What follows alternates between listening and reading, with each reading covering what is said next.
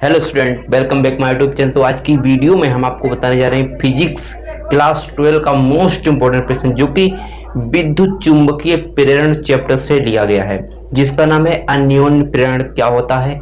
इसकी पूरी जानकारी चित्र सहित और परिभाषा आपको बताएंगे, ठीक है। तो आज हम इस वीडियो के माध्यम से आपको यही प्रश्न के बारे में पूरा डिटेल करेंगे। चलिए वीडियो को स्टार्ट करते हैं। अगर इस चैनल पर पहली बार आए हुए हैं तो चैनल को सब्सक्राइब कर दें और बेल आइकन को प्रेस करें, ठीक है। तो चलिए स्टार्ट करते हैं।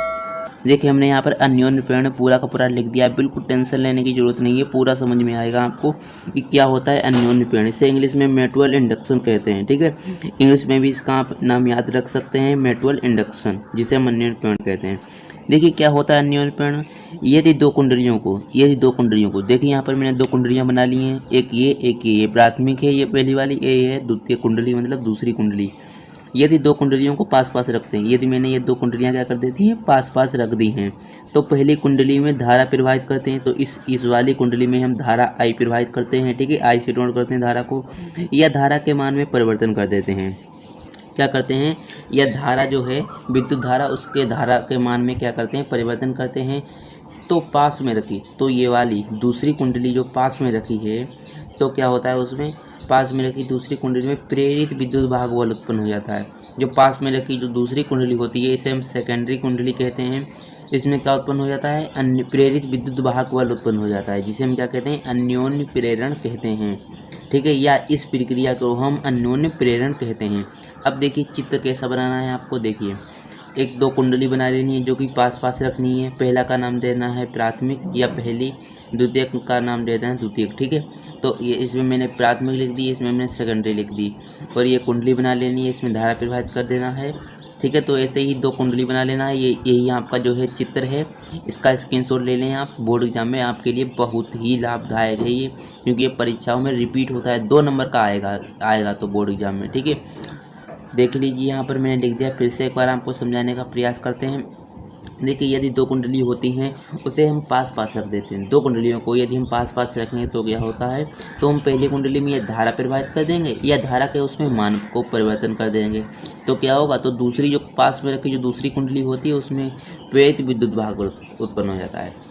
तो पास में रखी जो दूसरी कुंडली होती है, ये वाली, इसमें क्या होता है, प्रेरित विद्युत वाहक बल उत्पन्न हो जाता है, जिसे हम अन्योन्य प्रेरण या म्यूचुअल इंडक्शन कहते हैं, ठीक है। इसका स्क्रीनशॉट ले लें आप। आई होप कि आप इसे अच्छी तरह से समझ गए होंगे। क्या होता है कि दो कुंडलियां होती हैं, इसे हम पास पास रख देते हैं, तो पहली कुंडली में या धारा प्रवाहित कर देते हैं, या धारा के मान में परिवर्तन कर देते हैं। तो दूसरी कुंडली में क्या होता है, प्रेरित विद्युत भाग बल उत्पन्न हो जाता है, जिसे हम क्या कहते हैं, अन्योन्य प्रेरण कहते हैं। दो कुंडली बना लेनी है, प्राथमिक द्वितीयक। देख लीजिए ये वाली ऐसी कुंडली बना लेनी है, बस आपका क्वेश्चन क्लियर हो जाएगा, 2 नंबर आपका पक्का है। तो समझ में आ गया है, स्क्रीनशॉट ले लें आप इसका दोनों का, ठीक है। ये प्राथमिक कुंडली है, ये द्वितीय कुंडली है, इतना समझ रहे ना।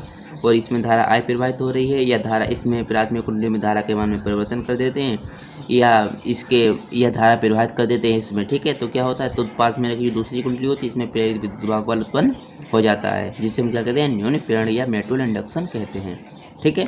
Thank you. तो जैसा कि स्टूडेंट आपने देखा कि हमने आपको कितने सरल शब्दों में, कितने सरल सटीक भाषा में अन्योन्य प्रेरण के बारे में समझा दिया है, और आपको समझ में भी आ चुका होगा कि अन्योन्य प्रेरण क्या होता है। बिल्कुल सरल शब्दों में मैंने आपको समझाया है, और इससे सरल शब्द आपको कहीं नहीं मिलेंगे, ठीक है। तो आप इसे तैयार कर लें, नोटबुक बना लें, उस पर लिखते चलें। मैं जो भी इंपॉर्टेंट क्वेश्चन आपको बता रहा हूँ फिजिक्स केमिस्ट्री के, ठीक है, तो आप उसे नोट करते चलें, क्योंकि बोर्ड एग्जाम आपका नज़दीक है, इसीलिए आप इस प्रश्न को सही से लिखते चलें, ठीक है। तो मैं यही कहना चाहूँगा आपसे, ठीक है। तो चलिए अब मिलते हैं अगली वीडियो में ऐसे ही इंपॉर्टेंट प्रश्न के साथ। जब तक के लिए जय हिंद, जय भारत।